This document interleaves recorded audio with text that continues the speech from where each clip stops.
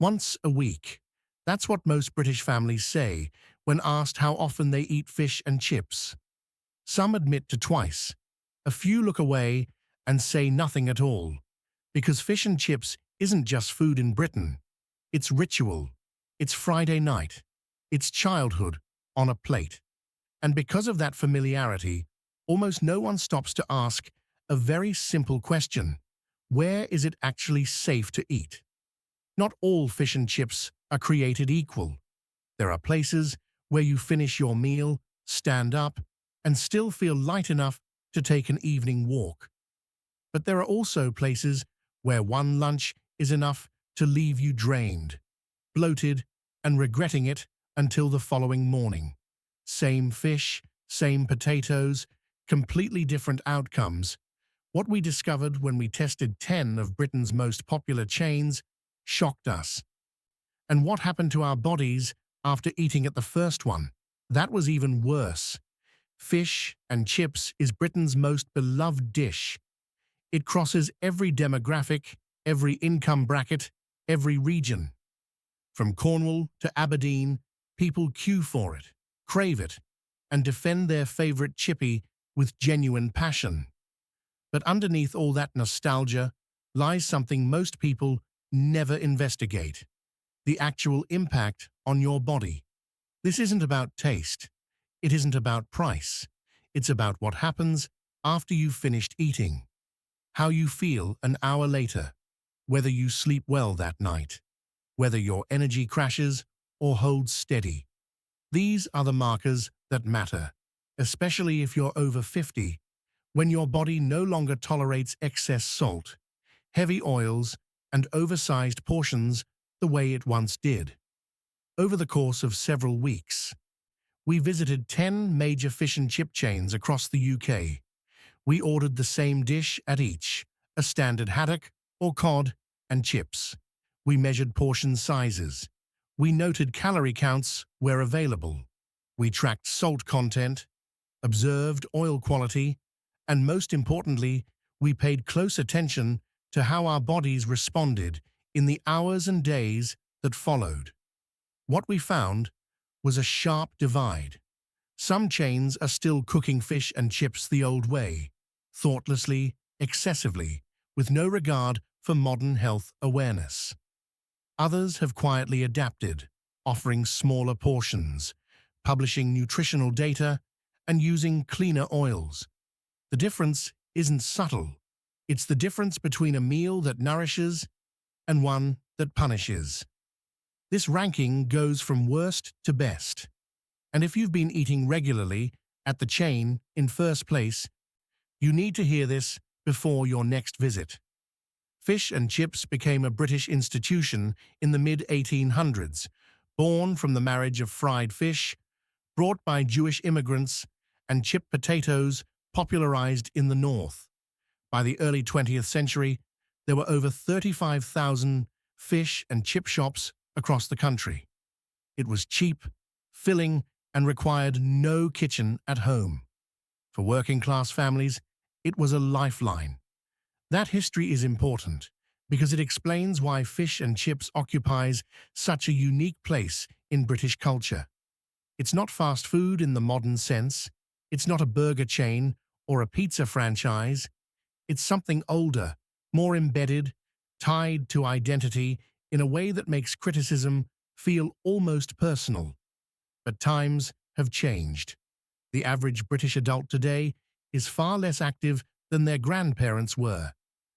Portion sizes have grown. Salt consumption has soared. And the very things that made fish and chips practical in 1920, high calories, cheap energy, hefty servings, are now working against us. The NHS has repeatedly flagged fish and chips as a major contributor to Britain's obesity crisis, particularly among older adults who eat it habitually without adjusting portion size. Yet very few people question it, because it's familiar, because it's tradition, because it's just fish and chips. That assumption is exactly what we wanted to challenge. Not every fish and chips meal is the same. Some chains still fry in old oil that's been used dozens of times. Some load their batter with unnecessary fillers to cut costs. Some add shocking amounts of salt, far beyond what anybody needs, simply because that's what people expect. And because the dish is so deeply woven into British life, these practices go largely unexamined. We also noticed something else during our research. Many older customers assume that because fish and chips has always been around, it must be relatively harmless. It's just fish, they say. How bad can it be? But when you look at the actual numbers, 1,200 to 1,400 calories in a single portion, 6 to 7 grams of salt, 40 to 60 grams of fat, the picture shifts dramatically. That's an entire day's worth of sodium in one meal. That's more calories than many people over 60 need in a full afternoon. The problem isn't the fish itself. Fish is lean, protein-rich, and when cooked properly, genuinely healthy. The problem is everything around it. The batter, the oil, the chips, the portion sizes, and the lack of transparency. Most chains don't publish calorie counts. They don't tell you how much salt you're consuming. They don't offer smaller portions for older customers or those watching their intake. They serve one size, one way, and expect you to finish it all. This investigation isn't about shaming anyone for enjoying fish and chips. It's about giving you the information you need to make better choices. Because the reality is this: some chains are still operating as if it's 1985, when no one cared about salt or portion control. Others have quietly modernized, offering more transparency, better ingredients, and meals that don't leave you feeling wrecked for the rest of the day. The question is, which is which? And more importantly, are you eating at a place that respects your body, or one that's slowly undermining your health week after week without you realizing it? We began our investigation with a straightforward plan. Visit each chain, order a standard fish and chips, and document everything. What we found in those first few visits set the tone for everything that followed. The first red flag appeared almost immediately: oil quality. At several locations, the smell of the oil was noticeable before we even placed our order. Stale, slightly acrid, the kind of scent that tells you this oil has been used far too many times. Fresh oil is nearly odorless. Old oil smells heavy, almost chemical. And old oil doesn't just affect flavor. It breaks down into compounds that are harder for your body to process, especially if you're over 50 and your liver and digestive system are already working slower than they used to. In the UK, there's no law dictating how often chip shop oil must be changed. It's left to the discretion of the business. Some change it daily, others stretch it as long as possible to save costs. We couldn't test every fryer, but we could smell the difference. And at the worst chains, that difference was unmistakable. Next came portion sizes. We weighed every meal. The smallest portion we encountered was around 380 grams total. The largest? Over 650 grams. That's nearly double. For someone eating casually, not paying attention, not weighing their food, that difference is invisible. But to your body, it's the difference between a reasonable meal and a caloric assault. The NHS recommends that women over 50 consume around 1,600 calories per day if they're moderately active, and men around 2,000. A single oversized fish and chips can account for 70% to 90% of that daily allowance in one sitting. And because it's carb-heavy and salt-loaded, it doesn't keep you full for long. By evening, you're hungry again. You snack. You eat more. The cycle continues. Then there was the salt. This was the finding that shocked us most. At the worst-performing chain, a single portion contained over 7 grams of salt. The NHS daily maximum is 6 grams. That means one meal exceeded an entire day's safe limit, and that's before adding table salt, ketchup, or anything else. Why does this matter? Because excess salt raises blood pressure almost immediately.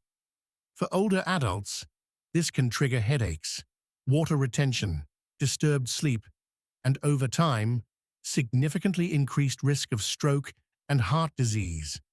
One meal won't kill you, but one meal a week, every week, for years, that's a different story. We also looked at what's inside the batter. Most fish and chip batters are straightforward: flour, water, sometimes beer, or baking powder for lightness. But some chains add fillers, modified starches, stabilizers, emulsifiers to make the batter crisper and cheaper to produce. These additives aren't dangerous in small amounts, but they're also not necessary. They're cost-cutting measures dressed up as texture improvements. Then there's the fish itself. We cross-referenced supplier information where available and found that some chains source frozen fish from overseas, often processed months before it reaches your plate. Others use fresh or dayboat fish from British waters. The difference in texture, flavor, and nutritional quality is significant. Frozen fish that's been stored too long loses moisture, flavor, and some of its protein integrity. Fresh fish holds its structure, tastes cleaner, and digests more easily.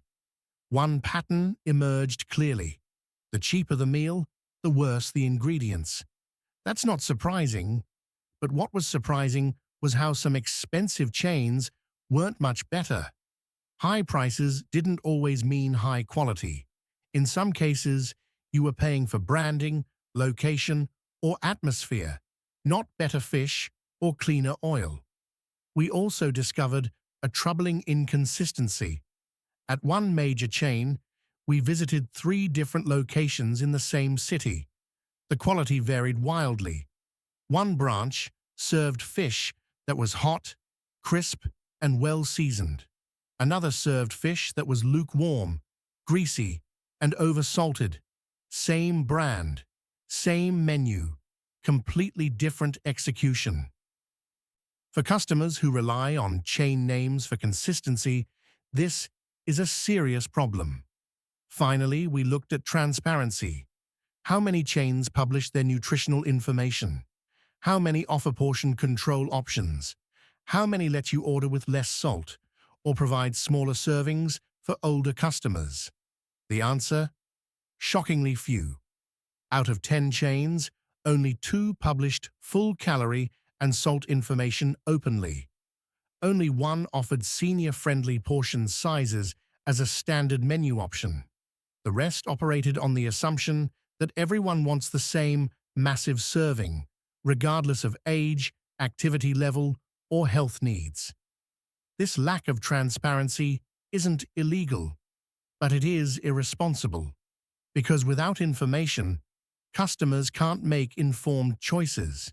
They eat what's put in front of them, trust the brand, and assume it's fine.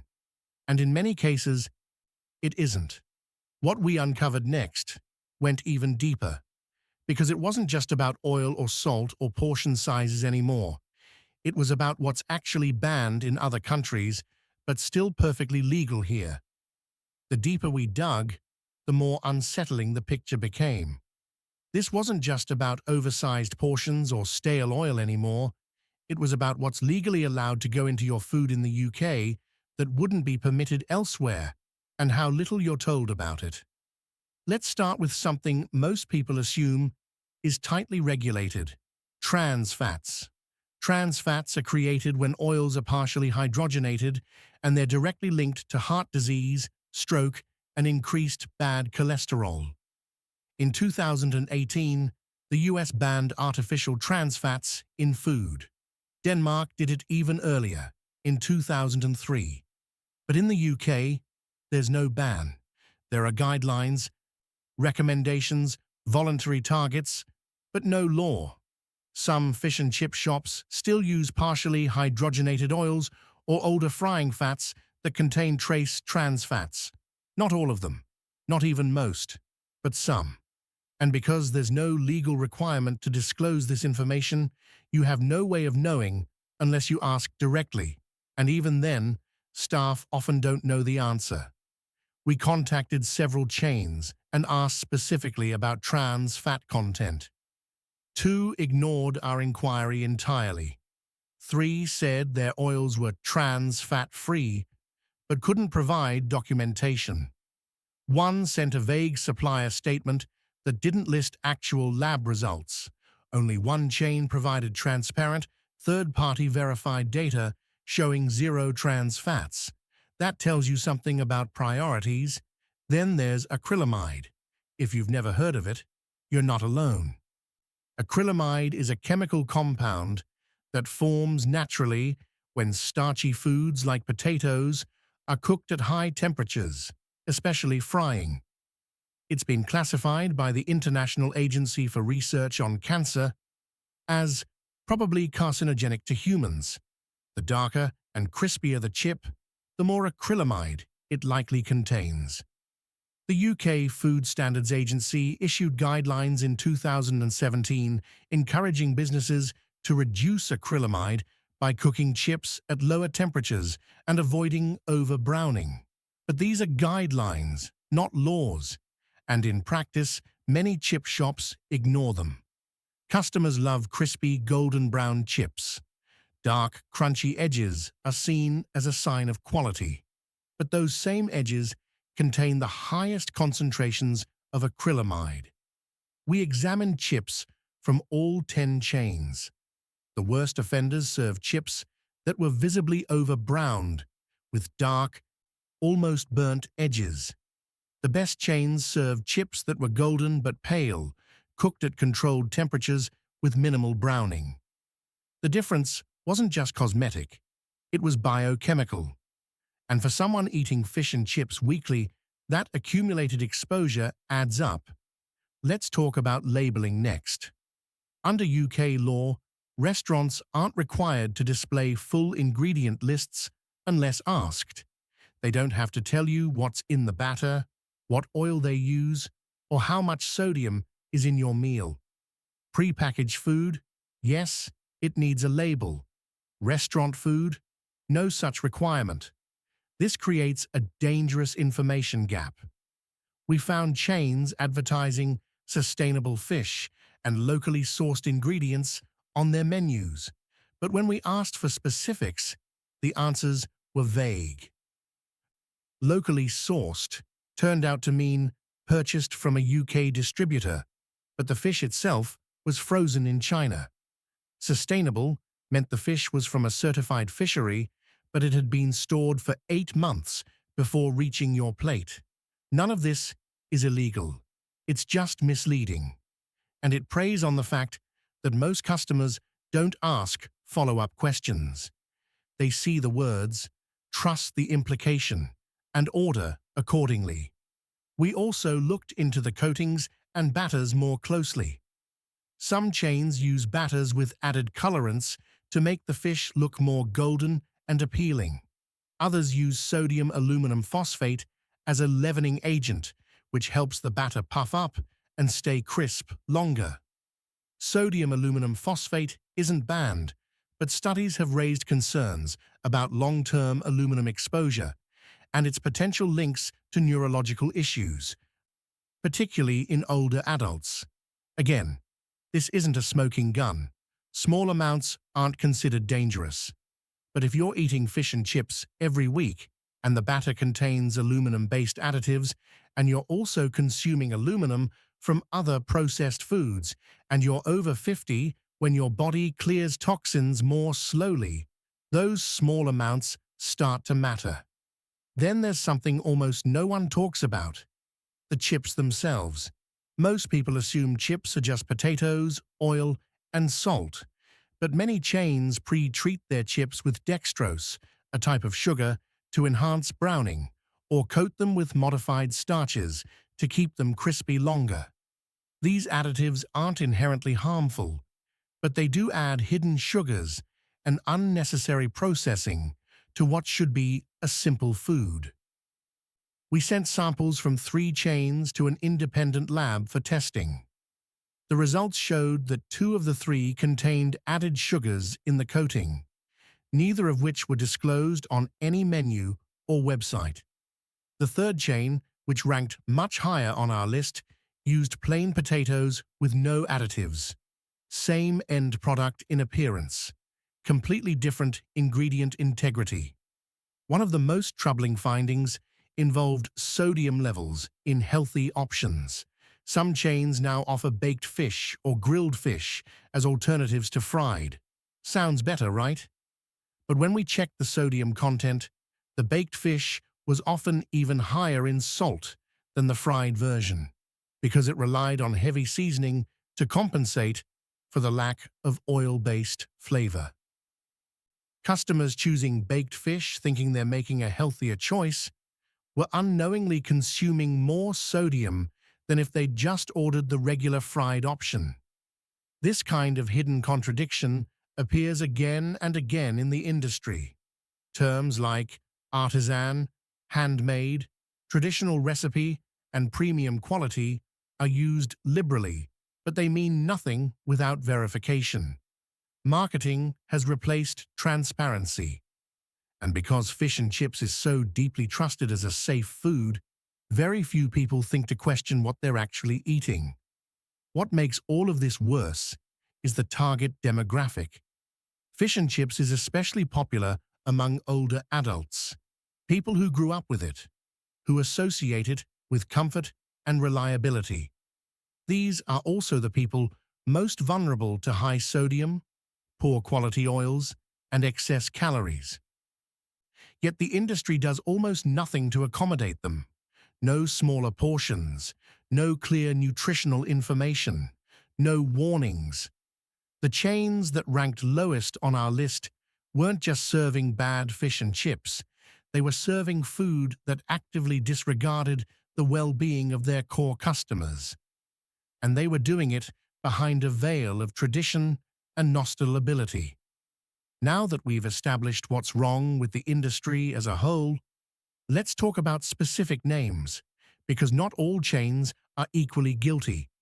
Some are far worse, some are making genuine efforts, and some are simply coasting on reputation, while the quality quietly deteriorates.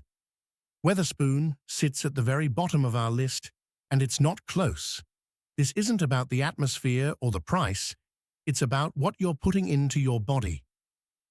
A standard fish and chips at Wetherspoon contains between 1,280 and 1,395 calories and up to 7.3 grams of salt. That's more than an entire day's safe sodium intake in one meal. For older adults, this isn't just excessive, it's dangerous. One portion can spike your blood pressure, trigger water retention, and leave you feeling sluggish and bloated well into the next day. Wetherspoon has been repeatedly criticized by public health campaigns for high salt content, yet nothing has changed. If you're over 50 and eating here weekly, you need to stop. Deep Blue comes in second worst, but for different reasons. The problem here isn't sodium, it's quality. The fish is often lukewarm when it arrives. The batter is soggy, greasy, and lacks any crispness. The chips taste of old oil. Some portions smell stale before you even start eating. This is a chain that has grown too quickly without maintaining standards. Consistency is non-existent. One branch might be acceptable, another is borderline inedible. For the price they charge, the experience is simply not worth it. The Ashvale ranks third worst, which surprises some people because it's a beloved name in Scotland. But beloved doesn't mean healthy. The Ashvale is famous for its whale, a massive portion designed as a food challenge. Finish it, and you get a prize. That's fine for a 20-year-old on a dare. It's a problem for a 65-year-old who's eating out of habit. Portions here are enormous across the board, and there's no option to scale down. You're encouraged to eat more, not less. For older adults, this leads to overeating, sluggish digestion, and blood sugar spikes that last for hours. The food itself isn't bad. The approach is. Harry Ramsden's sits at number 4, and this one stings because of what it used to be. Harry Ramsden's was once the gold standard for British fish and chips, but over the years, quality has declined while prices have stayed high. The fish is fine, not great. The chips are unremarkable. The experience feels tired. What's worse is the brand's heavy presence in supermarket freezers. When your restaurant food tastes barely better than your frozen product, you've lost your way. It's not offensively bad, but it's no longer worth seeking out. Fishworks ranks 5th, and this is where the list starts to shift. Fishworks isn't bad, it's just confusing. They position themselves as a premium seafood restaurant, use high-quality fish, and charge accordingly. But the cooking method is still traditional deep frying. The result is a meal that costs more, looks better, but leaves your body feeling just as heavy and sluggish as cheaper alternatives. The fish is genuinely better, firmer, fresher, cleaner tasting. But when it's wrapped in the same thick, oily batter, the health benefit disappears. You're paying for superior ingredients without superior outcomes. Kingfisher lands at number 7. It's the definition of fine, reliable, consistent, unlikely to disappoint. But it's also firmly traditional in its approach. Fried fish, fried chips, standard portions, standard salt levels. Nothing is adjusted for older diners. There's no transparency around calories or sodium. It's a solid, middle-of-the-road option for occasional eating. But if you're here every week, you're still consuming far more oil and salt than your body needs. Frankie's Fish and Chips in Shetland takes 8th place. Yes, it's remote. Yes, most people will never go there. But it's included because it's been named the UK's best fish and chips. And it lives up to that title. The fish is impeccably fresh, sustainably sourced, and cooked with care. The batter is light, the oil is clean, the space is calm and welcoming. The only downside? Portion size. This is a very Scottish-style serving, generous to a fault. For older adults, it's easy to overeat simply because everything tastes so good. But if you pace yourself, order mindfully, and don't feel obligated to finish, this is one of the best fish and chips experiences in the country. Magpie Cafe in Whitby ranks 9th, and this is where we reach genuinely good options. Magpie is what fish and chips should be. Fresh fish, crisp batter, well-cooked chips, sensible portions. You finish eating and feel satisfied, not stuffed. You don't need to lie down. You don't regret it an hour later. The service is calm, the space is comfortable, and the food is prepared with obvious care. It's not cheap, but it's worth it. This is a place you can eat at regularly without worrying about long-term health consequences. Poppy's Fish and Chips takes the top spot. It's not the fanciest, it's not the most famous, but it's the most thoughtful. Poppy's publishes full nutritional information. They offer senior portions. A standard haddock and chips here is around 575 calories, less than half what you'd get at Wetherspoon. They use clean oil, avoid unnecessary additives, and serve food in a way that respects the customer's body, not just their appetite. This is fish and chips designed for people who want to enjoy the dish without sacrificing their health. That's why it's number 1. So what does all of this actually mean for you? If you're reading this, there's a good chance you eat fish and chips at least occasionally, maybe once a week, maybe more. And if you're over 50, the stakes are higher than you think. The first thing you need to understand is that your body doesn't process food the way it used to. Your metabolism has slowed. Your kidneys and liver clear toxins more gradually. Your digestive system is less forgiving of heavy, oily meals. What you could eat without consequence at 30 now leaves you feeling drained at 60. That's not weakness. That's biology. When you consume 7 grams of salt in one sitting, like you do at certain chains, your blood pressure rises almost immediately. For most older adults, this triggers headaches, puffiness, disturbed sleep, and a general feeling of being off that can last until the following day. Do this weekly, and you're significantly increasing your risk of hypertension, stroke, and heart disease. One meal won't cause a stroke, but years of weekly high-sodium meals, that's a different equation. The same applies to portion size. A 1,400-calorie meal isn't inherently dangerous. But if you're eating it in the middle of the day, and you're not particularly active, and you still have dinner ahead of you, those calories add up fast. Over time, this leads to weight gain, insulin resistance, and all the complications that follow. Joint pain, fatigue, increased risk of diabetes, reduced mobility. Here's the part most people don't realize. You can still enjoy fish and chips. You just need to be selective about where you eat it, how much you eat, and how often. The chains at the bottom of our list aren't treating your body with respect. They're serving food designed for volume, not for health. The chains at the top are doing the opposite. They're giving you control, smaller portions, transparent information, better ingredients. So what should you do? Start by switching where you eat. If you've been going to Wetherspoon or Deep Blue out of habit, stop. Find a Poppies, a Magpie, or even a good independent chippy that publishes calorie counts and offers portion control. It doesn't have to be perfect. It just has to be better than what you're doing now. Second, ask questions. If a menu doesn't list calories, ask. If they can't tell you, that's a red flag. If they say, "We don't have that information," consider going elsewhere. You have a right to know what you're eating, especially if you're managing blood pressure, cholesterol, or diabetes. Third, adjust your portions. You don't have to finish everything on the plate. If the portion is large, eat half and take the rest home.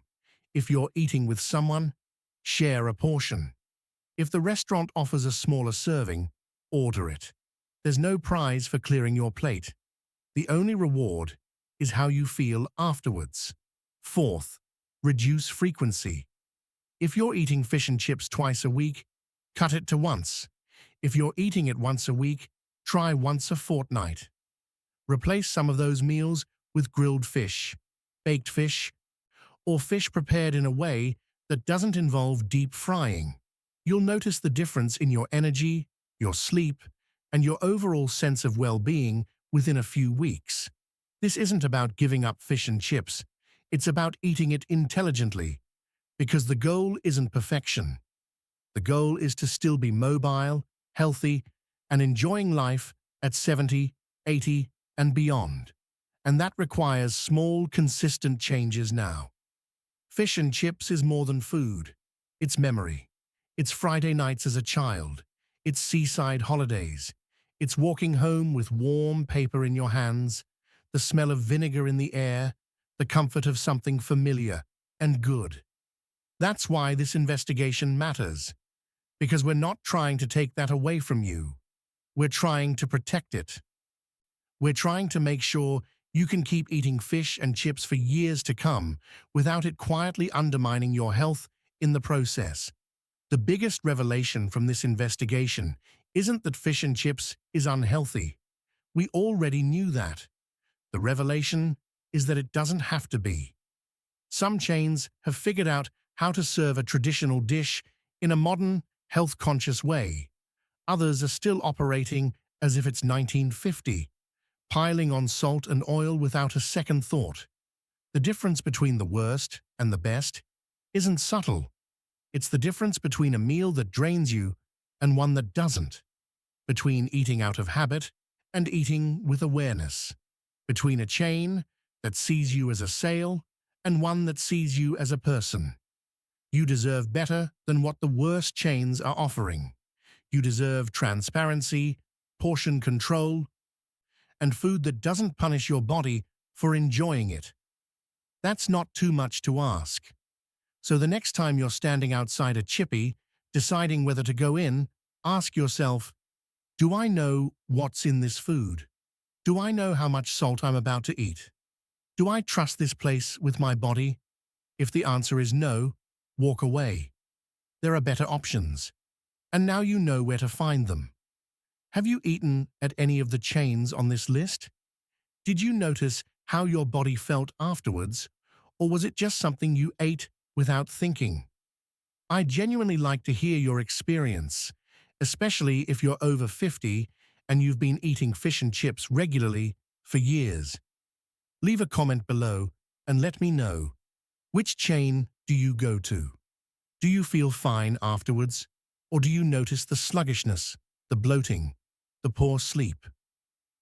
And if you've switched to a better option, has it made a difference? We investigate everyday British foods like this because the truth matters, not the marketing, not the nostalgia, the truth about what you're actually putting into your body and how it's affecting you. If you found this useful, subscribe. We uncover the hidden realities behind the foods you eat every day, one investigation at a time. Because staying healthy isn't about perfection. It's about knowing enough to make better choices.